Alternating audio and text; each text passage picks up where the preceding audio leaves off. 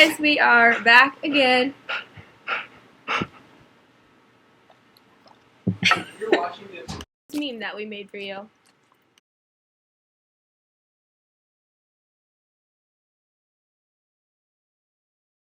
So today we're going to be reading chapters 6, 7, and 8 of Because of Winn-Dixie.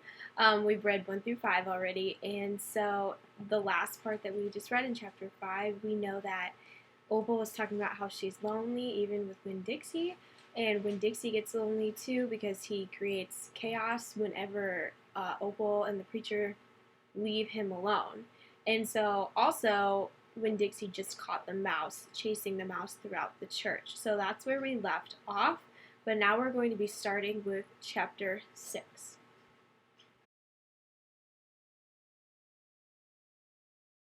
Chapter 6. I spent a lot of time that summer at the Herman W. Black Memorial Library.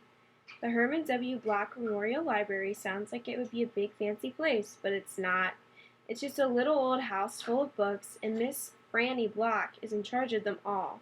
She's a very small, very old woman with short gray hair, and she was the first friend I made in Naomi. It all started with Winn-Dixie not liking it when I went into the library because he couldn't go inside too. But I showed him how he could stand up on his hind legs and look into the window and see me in there selecting my books. And he was okay, as long as he could see me. The thing was, the first time Miss Franny Block saw Winn-Dixie standing up on his hind legs like that, looking in the window, she didn't think he was a dog. She thought he was a bear. This is what happened.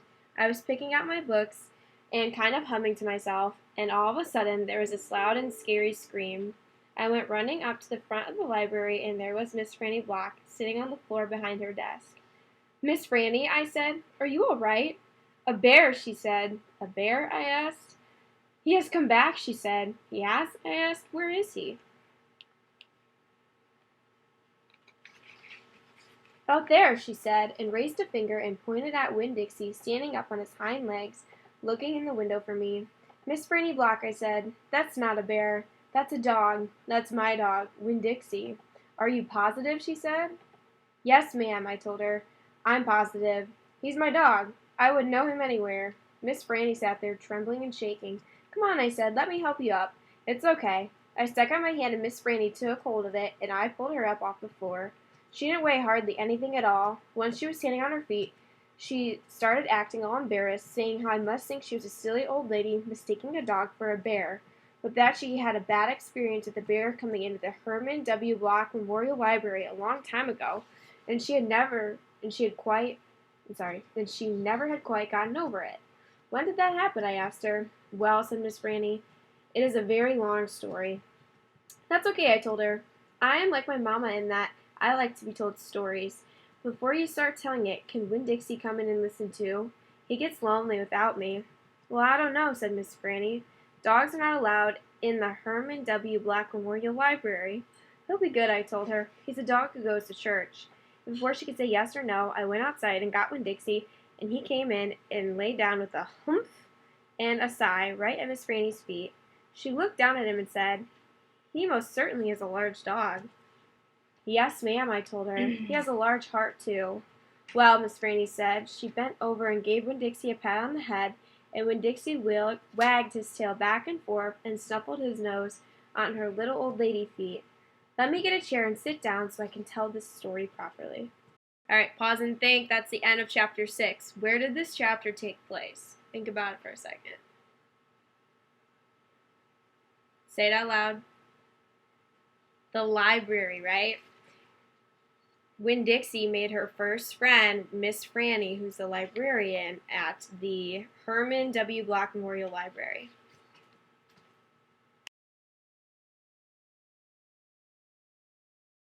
We're going to start reading chapter 7, but I just wanted to say that I've been adding titles of each chapter and pausing between each chapter, so it's easier for you guys to go back and rewind if you need to re-listen to a specific chapter.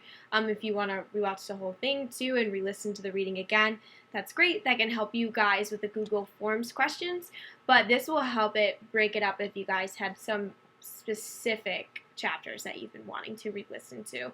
So chapter 7, Back when Florida was wild, when it consisted of nothing but palmetto trees and mosquitoes so big they could fly away with you, Miss Franny Black started in.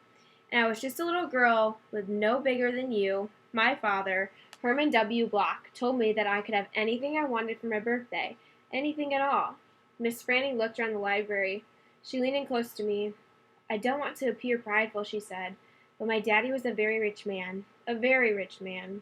She nodded and then leaned back and said, and I was a little girl who loved to read, so I told him, I said, Daddy, I would most certainly love to have a library for my birthday. A small little library would be wonderful. Will you ask for a whole library? A small one, Miss Fanny nodded.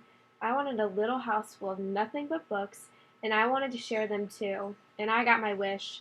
My father built me this house, the very one we are sitting in now. And at a very young age, I became a librarian. Yes, ma'am. What about the bear? I said. Did I mention that Florida was wild in those days? Miss Franny Black said. Uh-huh, you did. It was wild. There were wild men and wild women and wild animals. Like bears. Yes, ma'am. That's right. Now I have to tell you, I was little Miss Know-It-All. I was a Miss Smarty Pants with my library full of books. Oh, yes, ma'am. I thought I knew the answers to everything. Well, one hot Thursday I was sitting in my library with all the doors and windows open, my nose stuck in a book, when a shadow crossed the desk. And without looking up, yes, ma'am, without even looking up, I said, Is there a book I can help you find? Well, there was no answer, and I thought it might have been a wild man or a wild woman, scared of all these books and afraid to speak up. But then I became aware of a very peculiar smell, a very strong smell. I raised my eyes slowly, and standing right in front of me was a bear. Yes, ma'am, a very large bear. How big? I asked. Oh, well, Miss Franny said, perhaps 3 times the size of your dog. Then what happened? I asked her. Well, said Miss Franny, I looked at him and he looked at me. He put up his big nose up in the air and sniffed as if he was trying to decide if the little Miss Know-It-All librarian was what he was in the mood to eat. And I sat there, and then I thought, well, if this bear intends to eat me, I'm not going to let it happen without a fight. No, ma'am. So very slowly and very carefully I raised up the book I was reading. What book was that? I asked. Why, it was War and Peace, a very large book. I raised it up slowly, and then I aimed it carefully, and I threw it right at the bear and screamed, Begone! And do you know what? No, ma'am, I said. He went, but this is what I will never forget. He took the book with him. Nuh-uh, I said. Yes, ma'am, said Miss Franny. He snatched it up and ran. Did he come back? I asked. No, I never saw him again. Well, the men in town used to tease me about it. They used to say, Miss Franny, we saw that bear of yours out in the woods today. He was reading that book, and he said it sure was good, and would it be all right if he kept it for just another week? Yes, ma'am. They did tease me about it, she sighed. I imagine I'm the only one left from those days. I imagine I'm the only one that even recalls that bear. All my friends, everyone I knew when I was young, they are all dead and gone. She sighed again. She looked sad and old and wrinkled. It was the same way I felt sometimes, being friendless in a new town and not having a mamma to comfort me. I sighed too. Winn-Dixie raised his head off his paws and looked back and forth between Miss Franny. He sat up then and showed Miss Franny his teeth. Well now, look at that, she said. That dog is smiling at me. It's a talent of his, I told her. It is a fine talent, Miss Franny said. A very fine talent. And she smiled back at Winn-Dixie. We could be friends, I said to Miss Franny. I mean, you and me and Winn-Dixie, we could all be friends. Miss Franny smiled even bigger. Why, that would be grand, she said. Just grand. And right at that minute, right when the 3 of us decided to be friends, who should come marching into the Herman W. Black Memorial Library but old pinch-faced Amanda Wilkinson. She walked right up to Miss Franny's desk and said, I finished Johnny Tremain, and I enjoyed it very much. I would like something even more difficult to read now, because I am an advanced reader. Yes, dear, I know, said Miss Franny. She got up out of her chair. Amanda pretended like I wasn't there. She stared right past me. Are dogs allowed in the library? She asked Miss Franny as they walked away. Certain ones, said Miss Franny, a select few. And then she turned around and winked at me. I smiled back. I had just made my first friend in Naomi, and nobody was going to mess it up for me, not even old pinch-faced Amanda Wilkinson.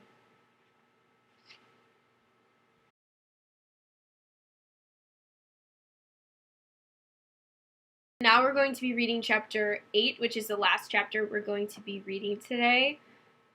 Chapter 8. Winn-Dixie's bald spots started growing fur, and the fur that he had to begin with started looking shiny and healthy, and he didn't limp anymore. And you could tell that he was proud of looking so good, proud of not looking like a stray.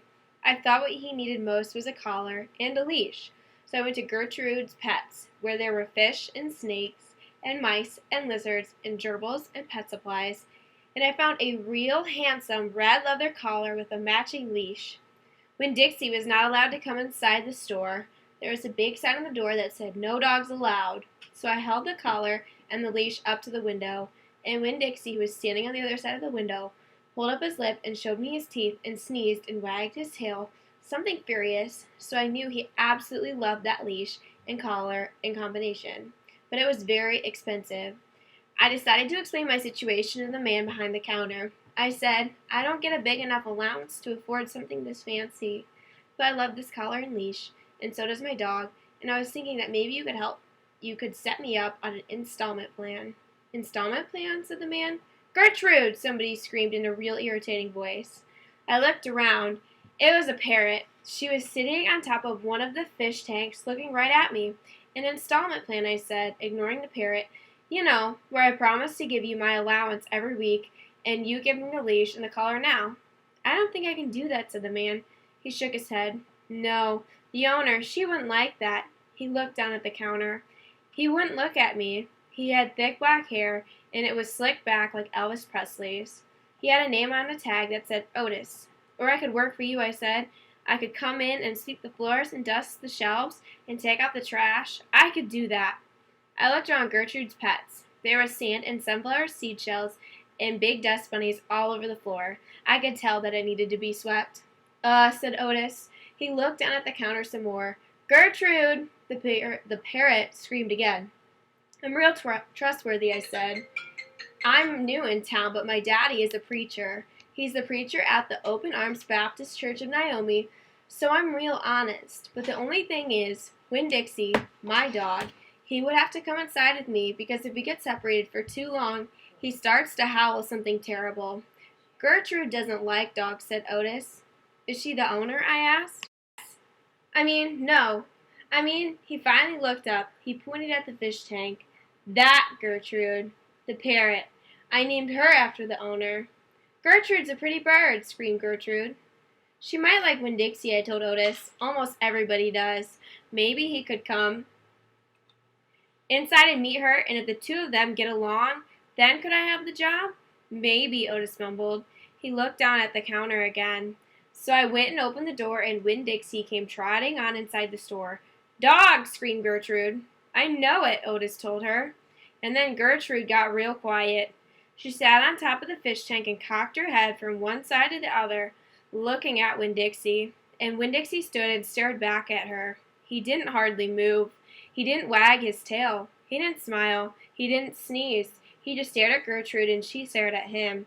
And then she spread her wings out real far and flew and landed on top of Winn-Dixie's head. "Dog!" she croaked.